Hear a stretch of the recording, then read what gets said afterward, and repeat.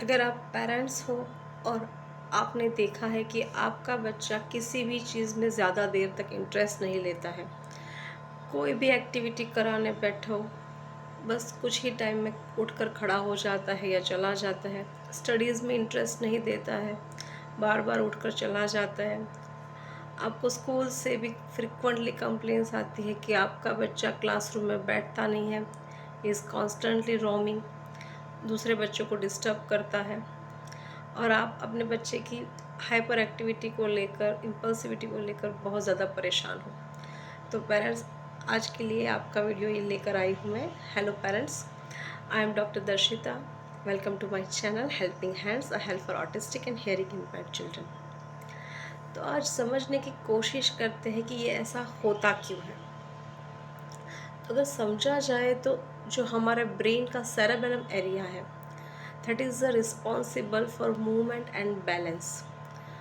यहाँ पर आप कोई भी अपनी मूवमेंट है या बैलेंस है, उसको ध्यान रखने का काम सेरेबेलम करता है, जो हमारे यहाँ पर आया हुआ होता है। ठीक है, जिसे हम कॉमन लैंग्वेज में छोटा दिमाग कहा जाता है। ठीक है, दैट इज़ कॉल्ड सेरेबेलम।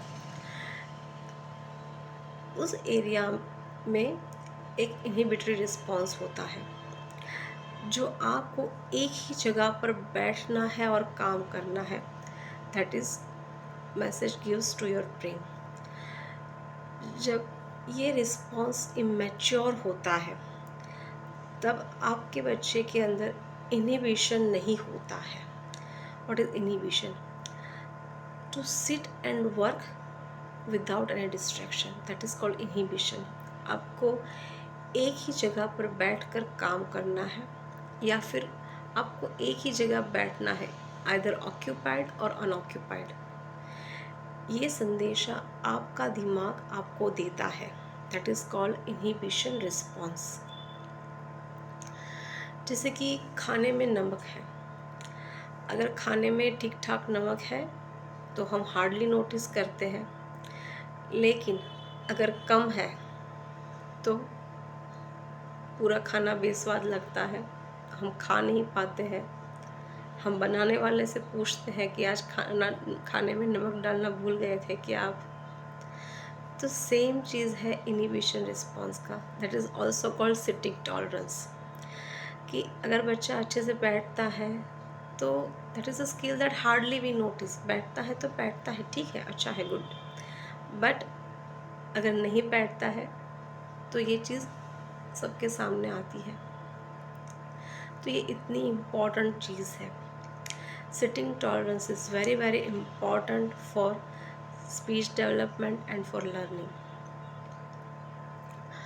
जितना बच्चे का सिटिंग टॉलरेंस अच्छा होता है, उसका स्पीच डेवलपमेंट अच्छा होता है, उसका लर्निंग अच्छा होता है। लेकिन जब बच्चे के साथ ये इनहिबिशन रिस्पॉन्स वीक होता है, तो ये सारी चीज़ों पर उसका असर दिखता है। Because inhibition skill is the foundational skill for developing executive functioning skills.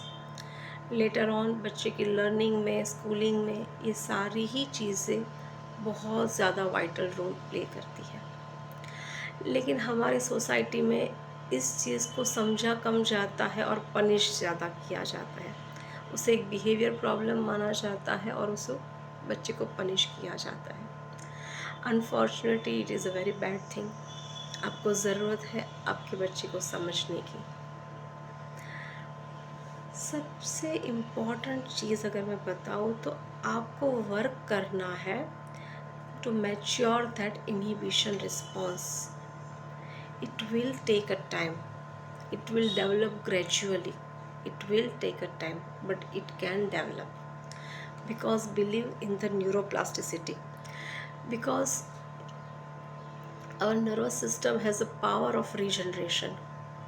Neurons have the power of regeneration. The wires that fires together are wired together. तो न्यूरॉन जो जिस फंक्शंस पर, जिस चीज़ पर आप जितना काम करोगे ना, neurons that fire together, that wired together, उसी का जो पाथवे है वो स्ट्रॉन्ग बनता जाता है। ठीक है, तो आपको करेक्ट चीज़ को रीइंफोर्स करना है, उसे बढ़ावा देना है और नेगेटिव चीज़ को निगलेक्ट करना है। Later on by the pruning that will vanish, वो चीज़ें चली जाएगी, the bad behaviour will not come again. Okay, but ज़रूरत है आपको प्रॉपर स्ट्रेटजीज़ पर काम करने की, प्रॉपर वे में वर्क करने की। ठीक है, अनदर थिंग आप दे सकते हैं वो होता है सेंसरी सिटिंग। उससे बच्चों का सेंसरी नीड फुलफिल होता है, सिटिंग टॉलरेंस इम्प्रूव होता है, इनिबिशन रिस्पॉन्स मैच्योर होता है। वो खुद से समझना लगता है कि I have to sit for that much time. Okay, आप विजुअल क्लॉक्स दे सकते हो, सैंड क्लॉक्स दे सकते हो, टाइमर दे सकते हो। सो ग्रेजुअली आप टाइम इंक्रीज़ कीजिए। इवन आप स्टार्ट 3 मिनट से कर सकते हो, हर किसी के मोबाइल में टाइमर होता ही है। आप स्टार्ट विथ 3 मिनट्स, क्योंकि आपको यहाँ पर 3 मिनट बैठना है। शुरुआत में आप उसको कुछ फेवरेट एक्टिविटीज़ दीजिए, धीरे धीरे आप उसको विदाउट एक्टिविटीज़ भी बैठने की हैबिट डालिए। ठीक है, इससे उसका इनिबिशन रिस्पॉन्स मैच्योर होगा कि मुझे यहाँ पर बैठना ही है, भले ही मेरे पास कोई काम नहीं है, then also I have to sit. Okay, another है कि meditation. There are also certain specific techniques for autism, कि ऑटिस्टिक बच्चों के साथ किस तरह के आप मेडिटेशन करा सकते हो। वो चीज़ भी बहुत बेनिफिशियल होती है उनके ओवरऑल डेवलपमेंट के लिए।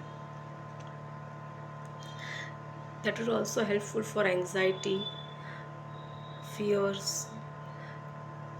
and a lot of other behavior problems. I'm not going to discuss in much detail today, but there are some techniques, there are some methods to mature that inhibition response.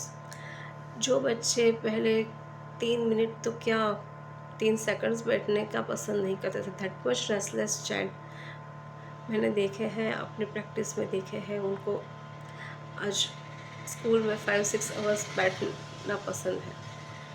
यहाँ वहाँ से हम यहाँ तक उसको लेकर गए हैं, but that will take a time, patience and working in the proper direction is required.